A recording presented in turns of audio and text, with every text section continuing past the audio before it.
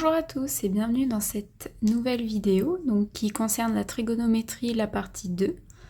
Donc ici nous allons faire le savoir-faire 1 qui est calculer la mesure d'un angle en degrés.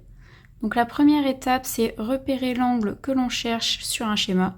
Donc le plus important quand on fait de la géométrie, c'est toujours de faire un schéma, ça c'est la base. Ensuite étape 2, donc sur ce schéma vous relevez les informations que vous connaissez. Et ensuite, étape 3, donc choisir la bonne formule, donc soit celle du cosinus, soit celle du sinus, soit celle de la tangente. Donc pour illustrer ce savoir-faire, nous allons faire un petit exemple. Donc soit ABC, un triangle rectangle en B, on nous donne AC égale 4 cm et BC égale 3 cm. Déterminer la mesure de l'angle BAC. Donc déjà, BAC, on veut. Donc ici, on ne connaît pas. Et on nous donne AC qui fait 4 cm et BC qui fait 3 cm. Donc on commence par la petite rédaction, donc toujours préciser le triangle ABC et rectangle en B. Ensuite, on utilise la trigonométrie pour déterminer la mesure de l'angle BAC. Donc on connaît AC qui est l'hypoténuse. Ensuite, BC qui est l'opposé par rapport à l'angle BAC. Donc là, on voit opposé hypoténuse, donc tout de suite la formule du sinus.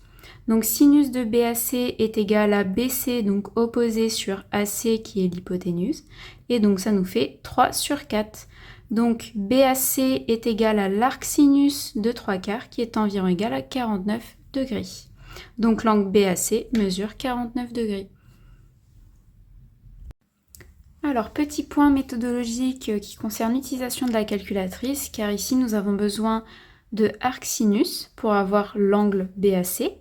Ici nous avons le sinus. Donc le sinus, tout simplement, vous avez une touche ici qui s'appelle sin, on clique dessus et après on saisit la valeur, on fait exé et normalement on a le résultat. Là, nous voulons arc sinus. Donc tu fais seconde et sinus. Et donc là, tu as la fonction arc-sinus qui apparaît. Ensuite, pour faire l'exemple, nous avons 3 sur 4. Tu refermes ta parenthèse, exé, et on a bien, donc si on arrondit au degré près, 49 degrés. Voilà. Donc nous allons voir maintenant le savoir-faire 2, donc qui est calculer la longueur d'un des côtés du triangle. Étape 1, donc comme le savoir-faire 1, faire un schéma de la situation afin de repérer le côté que vous cherchez. Ensuite, étape 2, sur ce schéma, on relève les informations que l'on connaît. Et étape 3, choisir la bonne formule. Donc en soi, on a les mêmes étapes que pour le savoir-faire 1.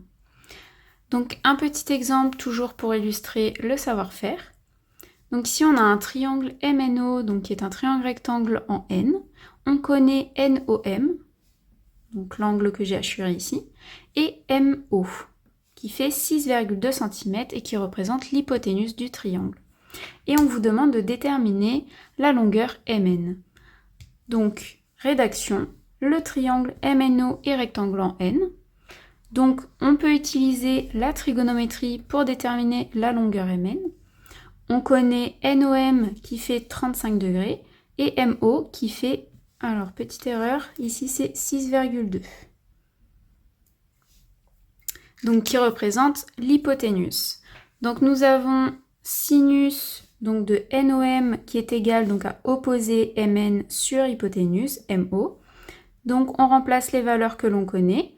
Ici NOM fait 35 degrés. On connaît aussi l'hypoténuse qui fait 6,2. Donc on a, si on fait le produit en croix, pour avoir MN, ça fait 6,2 multiplié par sinus de 35. Ce qui nous donne Mn environ égal à 3,6 cm. Donc la longueur Mn mesure 3,6 cm. Donc la partie trigonométrie est terminée. On se retrouve prochainement pour une nouvelle notion. À très bientôt.